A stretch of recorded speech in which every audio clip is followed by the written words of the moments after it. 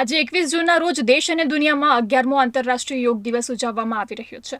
આ વર્ષે ખાસ કાર્યક્રમ યોગ સંગમ હેઠળ લોકોએ વહેલી સવારે 1 લાખથી વધુ સ્થળોએ સામાન્ય યોગ પ્રોટોકોલ અનુસાર સામૂહિક રીતે યોગ કર્યા હતા। આ દરમિયાન યાત્રાધામ અંબાજી ખાતે પણ યોગ દિવસની અનોખી ઉજવણી કરવામાં આવી હતી। અંબાજી મંદિરમાં